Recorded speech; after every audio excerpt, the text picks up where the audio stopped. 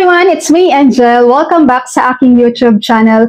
Ang ating video for today ay para po sa ating mga active Pag-ibig members na kung saan po ay nakapag-withdraw na ng kanilang sum of portion doon sa contributions nila with Pag-ibig.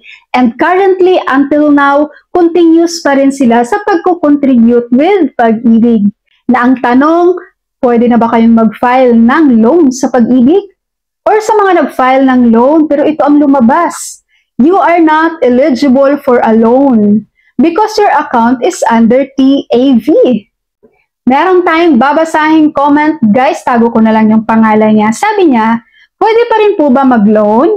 Ano po yung tinatawag na you are not eligible for loan because your account is under TAV? Ano po yung TAV? Kakalamsam ko lang po ng 15 years.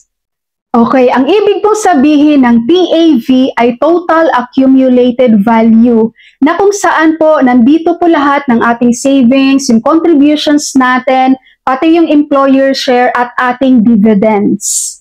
At ang TAV guys or Total Accumulated Value ay ginagamit po ito ng Pag-ibig Fund to determine kung tayo ba ay eligible na sa pag-file ng loan, salary loan, calamity loan, or housing loan.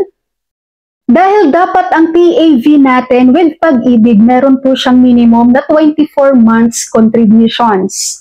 So kapag insufficient ang iyong TAV guys, hindi ka talaga makakapag-loan pa kay Pag-ibig.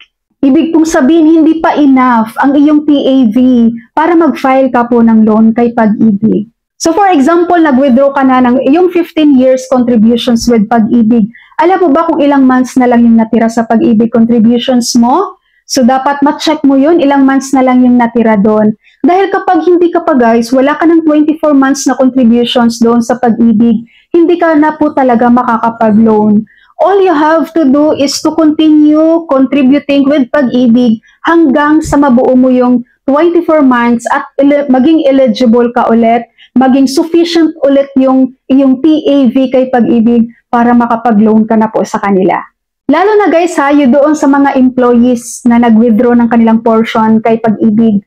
Kasi meron dito guys na ibang employer, quarterly po silang nag-re-remit ng contribution sa Pag-ibig. Quarterly, so ibig sabihin every 3 months.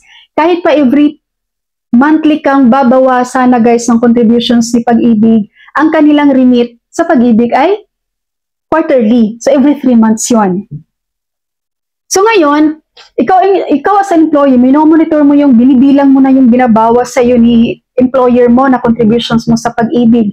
At akala mo naka 24 months ka na, no? Pero hindi pa pala. Dahil hindi pa nag-remit yung company nyo. So, dapat guys, makikita nyo mismo doon sa inyong Pag-ibig account, virtual account. No? Kaya mas maganda talaga guys, meron kayong Pag-ibig virtual account. Dahil nakikita nyo po lahat ng contributions doon. O kapag makita mo na lahat ng contributions doon, ay meron na ulit akong 24 months na contributions after ko ma-withdraw yung 15 years. So, pwede na ulit akong mag-loan. Nagigets niyo po ba guys? So, ang TAV or Total Accumulated Value, dapat meron po tayong enough na ipon doon. Okay? Para maging eligible tayo sa pag-file natin ng loan with Pag-ibig. Lalong-lalo na guys, kapag nag-withdraw na tayo ng ating sum of contributions, some portion of ng contributions natin with Pag-ibig. Kagaya sa nag-comment, di ba? Nag-lump sum na siya ng 15 years.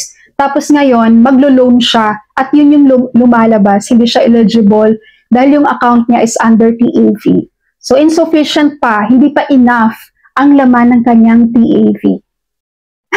Malinaw po ba guys? Parang ang bilis ko magpaliwanag, no? Pero sana naintindihan nyo. But if you have any questions guys, just comment below, sasagutin po natin yan. Okay, so that's all for my video for today. Thank you so much for watching everyone. God bless you all.